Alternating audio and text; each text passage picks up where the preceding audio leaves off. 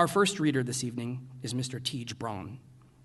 Teege Braune was run out of his home state of Indiana following a series of transgressions including, but not limited to, moonshining, pie thieving, cat wrangling, bar brawling, name calling, grave robbing, heart throbbing, heart stealing, 2 separate charges, reckless endangerment, and failure to signal before making a left turn.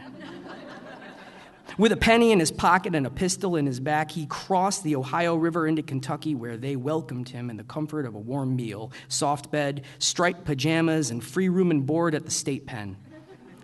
The night before he was to be hanged, Teege escaped under the cover of midnight with a little assistance from the governor's wife, who had fallen in love with this dubious rapscallion.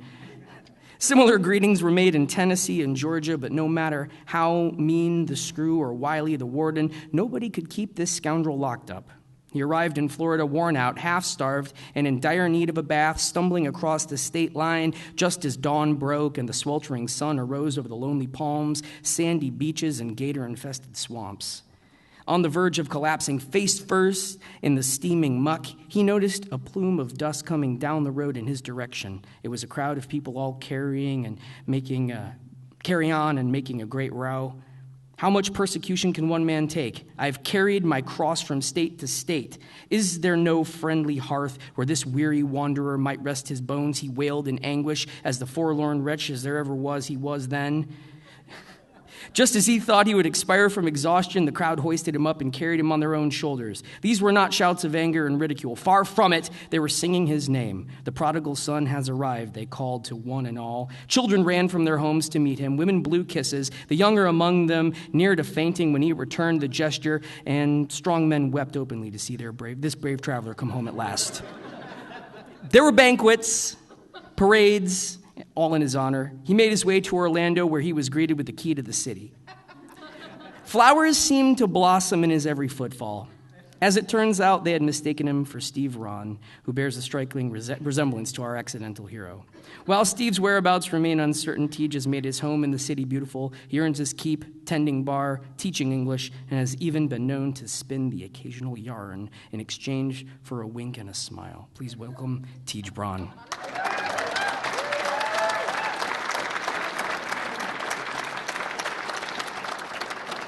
Thank you.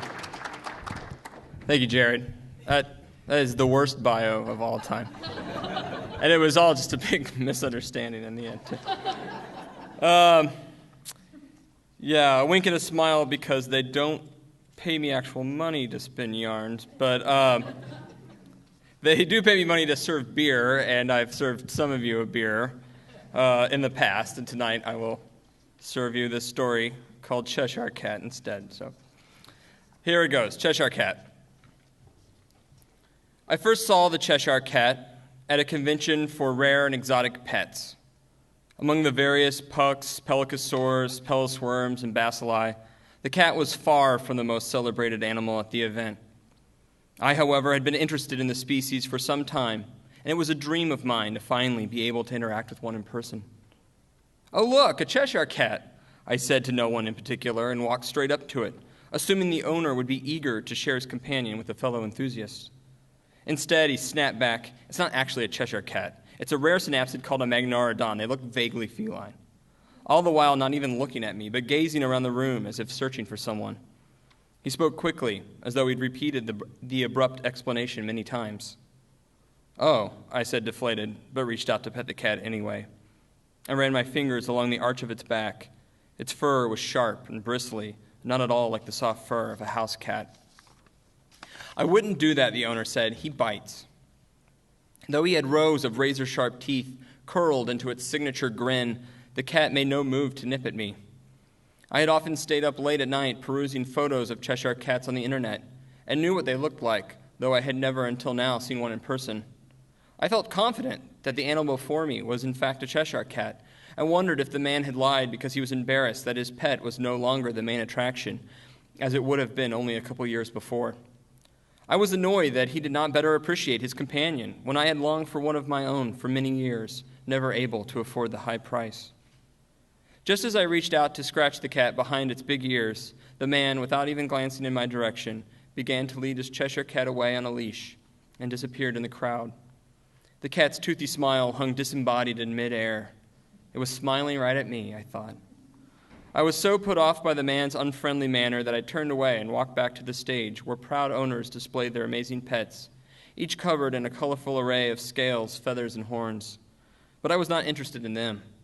My brief encounter with the Cheshire Cat had invigorated my desire to own one more than ever, so that I grew anxious and restless in the uncomfortable metal chair, and yet I was grinning to myself as I considered the bright white smile shining towards me as the cat and I parted ways. That night, as I returned home, I felt very sad. I kept my apartment clean and tidy, but sometimes that made it feel even emptier. I had tried adopting a house cat from a rescue shelter once, but the relationship didn't work out. Though she was sweet and affectionate, I ignored her attempts to cuddle and play while I looked up Cheshire Cats on the internet. Eventually, I found myself resenting her for not being a Cheshire Cat. I would even shove her away when she tried to nuzzle my leg. In the end, I gave her away to an acquaintance.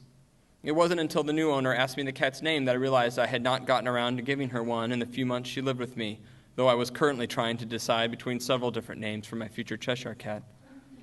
Forlorn, I made myself an egg sandwich, ate it standing over the kitchen counter, and washed the dishes. I sat on the couch and turned on the television, but there was nothing I wanted to watch. I felt I should be doing something else, but instead I opened my laptop and typed Cheshire Cats into the search engine. I had seen the pictures a million times, knew the history of their evolution, and could recite their care instructions and facts about their behavior and biology from memory. When I first discovered these wonderful beasts and my own interest in them, I would read about them with a thumping heart and shaky hands, so excited was I to learn new details, to get a glimpse of one from a different angle. Something about their mysterious grins, huge ears, and the way their smiles, as though burned into the atmosphere, hung suspended after they departed, fascinated me. It was not soon after that I realized with a sinking heart that the costs of purchasing a Cheshire Cat and maintaining its needs were vastly out of my price range. Now I felt little satisfying about going over the same material time and time again. That night I felt so lonely I cried myself to sleep, but when I dreamt it was of Cheshire Cats. I dreamt I owned my very own, who would lie by my side while I stroked its coarse bristles. Suddenly, in the illogical disjunction of dreams, there was another. I never thought I could own a single Cheshire Cat, much less two, but here they were. The next thing I knew, there was another, and then another, until my entire apartment was filled with Cheshire Cats. I awoke in a frenzy. My apartment was empty, of course, but I felt the absence of Cheshire Cats more than ever. Yet I smiled at the dream, smiled as I bathed and brushed my teeth, smiled on my commute to work, and when I got there and sat down at my desk, Rod, with whom I share a cubicle, asked me what I was so happy about. "Oh, just a dream," I told him. "Must have been a pretty good dream," he said. "It was the best dream I've ever had," I said proudly. The rest of the day, I couldn't concentrate. While typing up reports, I found that I replaced phrases with the words Cheshire Cat. Several times during the day, I thought I saw Cheshire Cats out of the corner of my eye and snapped my head around, only to discover that there was nothing there at all. Once I even answered the phone Cheshire Cat by mistake. I wasn't embarrassed or perturbed by these blunders. Instead, every time I thought about Cheshire Cats, I only smiled all the more. I almost expected my apartment to be full of Cheshire Cats when I got home. I couldn't wait to get off work to see them. When I did return home, however, there were no Cheshire Cats in my apartment at all. I felt foolish in my disappointment. Why, I asked myself, would there be Cheshire Cats in my apartment waiting for me? How would they have gotten there? I was unable to rationalize away the heartache. I opened my laptop but almost threw it across the room, so fed up was I with the same old pictures, so far removed from the flesh and blood Cheshire Cat that I longed to hold. I decided to check my online dating profile. Having been some time since I considered it, I thought it might distract me and cheer me up. I used to go out with women occasionally, but nothing had ever grown serious. In conversation, I found it difficult to keep from returning to the subject of Cheshire Cats. Even if a woman was eager to discuss them initially, at some point, she'd want to move on to other topics. After a couple dates, I always lost interest. Finally, I changed my profile to read who I'm searching for. 21 to 45-year-old female. I'm not specific about appearance. Owner of a Cheshire Cat, a must. Tonight was no different from any other. I couldn't understand why I never received a response. By the time I went to bed, I was so dejected I had trouble falling asleep. When I finally drifted off, I dreamt I was in a dark woods standing over a fire of hot coals. I roasted a strange piece of meat on a spit. Although I was starving, I had burned it beyond recognition. I felt a delirium from hunger and exhaustion, but just turned the spit around and around until the meat was roasted to a black crisp. When it was little more than ash, I cast it aside and reached into a cage that was filled with cats who were screaming and howling in fear and agony. I grabbed the scruff of the first one I could catch and lifted it out of the cage. I could feel its teeth and claws ripping into the flesh of my hand, but I did not let go. I shoved the sharpened end of the spit into its throat above the collarbone and pushed it out the other side of the cat, which I threw over the fire. Somehow, I knew that if I did this horrible thing, roasting live cats into ash day after day without eating or sleeping, a Cheshire Cat would come to me, would be forced to do my bidding and live as my servant. I had lost any concept of time and knew not how long I'd been standing over this fire, how many cats I had already murdered, but they were a sacrifice I had to make in order to finally get my one true wish. Before the Cheshire Cat arrived, I could hear him snarling, hissing, and caterwauling from a long way off.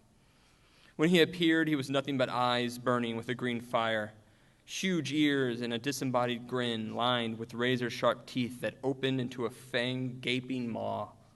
As he licked his chops, I knew that I had made a terrible mistake, that I was soon to be his prey.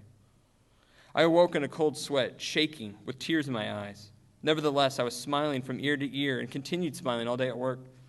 I spent the day anxious and exhausted, yet the very thought of Cheshire Cats had my mouth turning up involuntarily at the edges. Rod didn't ask me why I was so happy, but avoided making eye contact with me altogether. Most of my other coworkers turned away from me as I passed them in the hall. Despite my dream, I longed to be surrounded by Cheshire Cats. I raced out of the office prematurely, only to return home and finding my apartment empty once again, feel crushed with disappointment. I realized that the work I was doing at the office was increasingly unsatisfactory, but instead of my usual reports, I couldn't prevent myself from typing Cheshire Cat over and over again, all the while smiling until my cheeks hurt and I couldn't stop even if I wanted to. Finally, my boss called me into his office. "Can you even begin to explain the work you've been turning in this week?" he asked. "I have been feeling very distracted lately, sir," I answered, trying to sound grave, though I couldn't keep from grinning. "If I were you, I wouldn't be smiling, Charles," the boss said, shaking his finger at me. "This is very bad for you." "Yes, sir," I said. I knew the situation was serious, but at that moment, I thought of the possibility that there may be a Cheshire Cat waiting for me in my apartment when I got home, and I smiled even wider. My boss gasped. "What have you done with your teeth?" he nearly shouted. "I don't know, sir, nothing," I answered. "Charles, I have no choice at this point but to terminate your employment at this office. For your own sake, I urge you to seek professional psychological help. Please clean out your desk immediately."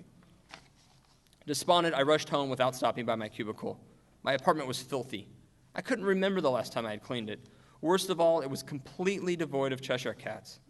Though it was taking longer than I could stand, I had been saving my money to buy one. But now, without an income, I knew I would never own my very own Cheshire Cat. To make matters worse, distraught though I was, I couldn't stop smiling. I had been smiling so long my jaw ached and my cheeks burned. I looked in the mirror with horror and disgust. My own image revolted me. I was smiling wider than I would have thought possible, and there, between my stretched lips, were rows and rows of razor-sharp teeth. I threw myself on my bed, sobbing through my inhuman grin. I thought about my time in the hospital and wondered if I should go back. They had brought cats in from a local shelter to comfort the infirm. Like vermin, they crawled over me, bedridden as I was. I screamed at them to leave me alone because none of them were Cheshire Cats. I even railed at the nurses and orderlies for not being Cheshire Cats and grew so agitated they were forced to restrain and sedate me to prevent me from further harming myself. No, I would not go back there. I decided I would never again go anywhere where there were no Cheshire Cats. Job or no, I would collect my meager savings, purchase a gun and rob convenience stores or mug civilians in back alleys in order to afford my very own. Owning a Cheshire Cat was a right I had been denied my whole life, and I was determined to crush anyone who kept me from achieving my one true desire. Amidst these thoughts of violence and despair, I finally cried myself to sleep. As I slept, I dreamt of only one Cheshire Cat. He lived in my apartment, but he grew so big that I had to keep him outside, and even then he kept growing.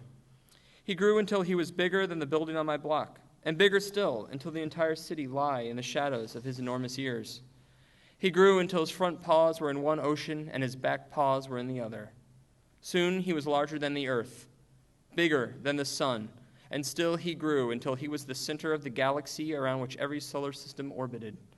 He grew until he filled every corner of the universe, and still he grew. He grew in between particles, and grew until he burst open atoms, and with a stretch of his paws, a wiggle of his ears, and a twinkle in his grin, he grew until he was everything that had ever been and ever would be again. When I awoke, it was night. I was still smiling, but calm now. I got up and sat on the couch, deciding what to do with myself. I glanced at my laptop, but did not feel like opening it. For the first time in as long as I could remember, I felt like taking a walk outside. Some fresh air and a stroll through the neighborhood would do me wonders, I thought. I didn't even bother to lock the door behind me. I passed a neighbor, a young blonde woman to whom I had never given a second thought. I was suddenly struck by how pretty she was. Surprisingly, she smiled at me as I walked by. It was a warm night with a mild breeze blowing, and the entire block seemed to be out and about. Young parents with a toddler in a stroller, an elderly couple holding hands, teenagers on the prowl, policemen in uniform, families returning home from dinner still licking the drippy ends of ice cream cones, a middle-aged man walking a dog. All of them were smiling big, toothy grins, their mouths filled with razor-sharp teeth, and all of them, it seemed, were smiling right at me. I looked up at the crescent moon shining down on me and knew, with joy in my heart, that it was the bright, white smile of a Cheshire Cat. Thank you.